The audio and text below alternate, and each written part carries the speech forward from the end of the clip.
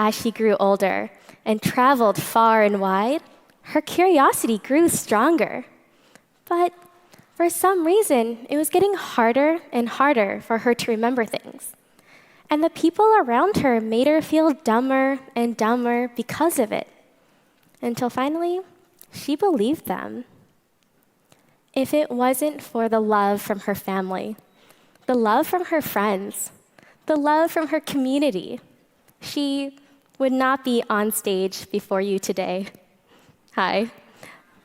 My name is Chandni Kazi, and I'm here to share with you all my almost tragic love story between me and my learning disability. As far back as I could remember, I've loved math and science. I was the kind of kid who did science fairs for fun, which is why I could not believe that the first time I had ever failed a class was 9th grade beginner biology. And it was a pretty standard class, too. Read the textbook, take a chapter test. I always thought I did well on the exams. That is, until I got the test back. Somehow, they always looked different from what I remembered. I mean, that was my handwriting, and those were my answers, but I could have sworn the questions had asked something totally different. Still, even though I had a D- in the class, I felt confident in the material, and I loved learning it. I loved it so much that I had the audacity to tell my biology teacher, the one who just failed me, that I wanted to take advanced placement biology the following year. He laughed at me as if I was telling him a joke. I had to plead with him daily, even got my counselor and principal involved. The reason this class was so important to me was because my high school only offered it every other year, and I did not want to wait 2 years to take a class I was genuinely excited about. He finally agreed, on the one condition that I retake his beginner biology class the following year. I am so glad I stuck up for myself. I got an A- both semesters. I was confused, though. How did I go from failing beginner biology to then excelling in advanced biology when my study habits didn't change? But I didn't want to question it. I was happy with my A, and I just wanted to keep moving forward. Tell you what, though, I think that contrast in grades played a huge reason why I got into such an amazing university. And that amazing university was right here at UC Berkeley. Go Bears! I was pumped. I was so excited for college. I had the feeling I was going to ace every class, just like I did advanced biology. And that's exactly what happened. Well, only in my dreams. In reality, I failed or barely passed my courses. I felt I knew the material. I even led study groups and tutored others. But my grades were just terrible.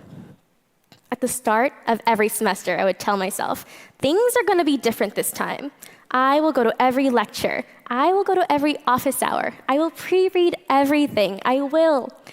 And the list of all the things I would do to be successful kept growing. But the outcome never changed. I would keep every promise to myself, but no matter what I tried, nothing ever changed. My sister saw how much I was struggling and was the first person to suggest that maybe you have a learning disability and that you should go to the campus disabled students program to learn more. So I did. I learned that learning disabilities are a lot more common than I thought. But in order to take a test to find out if I have one, it would cost $1,200. That's like 600 tacos. I remember leaving that building thinking, I don't have the means for this. I immediately dismissed the idea and went back to making promises to myself to do more. Little did I know that those promises were impossible for me to keep. It was about 7 semesters that my persistence lasted, but that's when the depression kicked in. I ran out of ideas, I ran out of energy, I ran out of promises to make myself, and finally I ran out of hope. And this went beyond academic failure. I felt like I was failing at being a friend. I constantly forgot conversations, memories, plans. And worst of all, I forgot deep personal stories my best friends would confide in me. The inability to explain the lapses in my memory soon led to a series of panic attacks. Every time I thought I forgot something, even something like forgetting my keys, it would trigger a panic attack.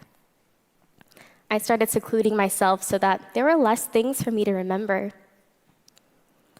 I stopped going to lecture. I stopped going to social events. I even stopped hanging out in my own living room. Before I knew it, I had secluded myself from everything and had completely given up. It got so bad that I started thinking, would being dead feel better than being alive right now? I tried to drown all of those thoughts with TV shows and sleeping pills. It wasn't until my roommate confronted me one night and directly asked me, "Are you feeling suicidal?" The moment she said the word suicidal, I broke down in tears. I didn't want it to be true, but that's how I felt. I remember crying the rest of the night and finally coming to terms with the fact that I wasn't experiencing simply sadness, and that if I wanted to get through this, I would need to get help. My roommate suggested that I go talk to a therapist, and it was my therapist who helped me become functional even though I was still depressed. I was now entering my 4th year at Berkeley and did not feel ready for life after college. I started looking at internships with the idea that maybe a letter recommendation could mean more than my 2.3 GPA. That's how I came across this program called New Experiences in Research for the Diversity in the Sciences, which stands for NERDS. And it was this NERDS program that ultimately changed the course of my life. Offhand, I mentioned to my advisor the problems I was having with my memory, and immediately she said NERDS would cover the $1,200 cost. I was so excited.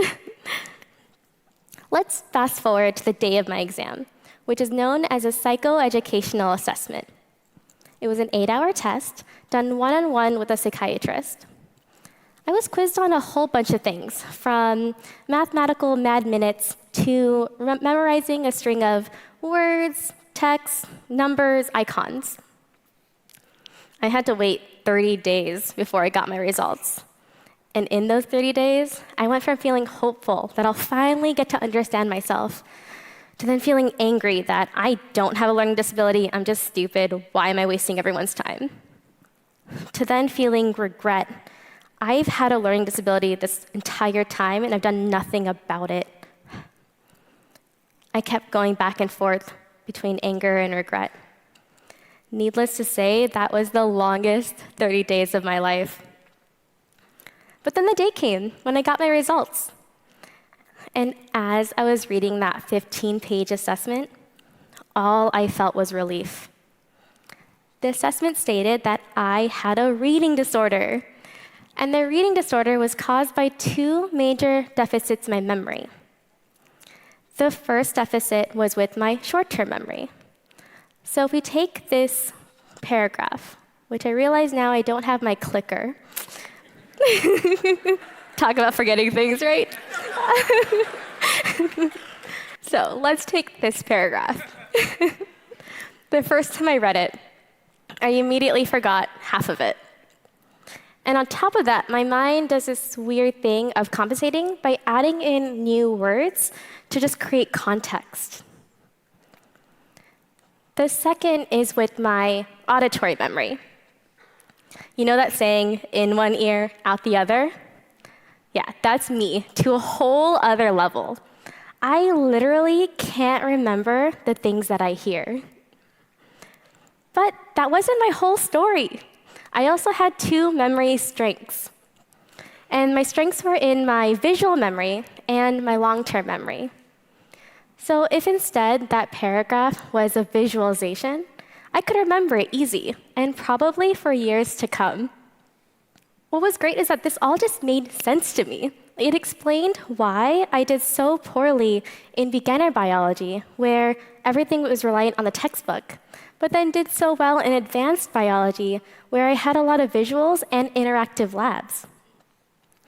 I took all of this information from my assessment and started to retrain my brain.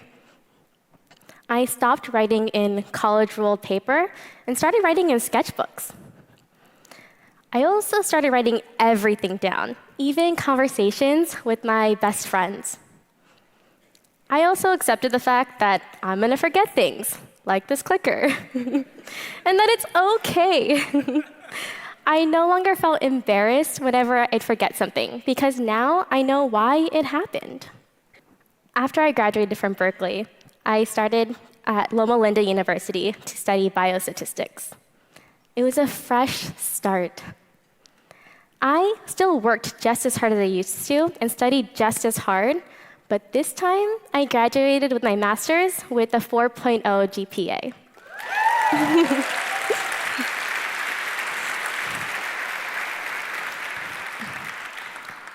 More importantly, that was the first time I felt complete. I no longer felt dumb. It was in discovering my learning disability that I could truly experience self-love.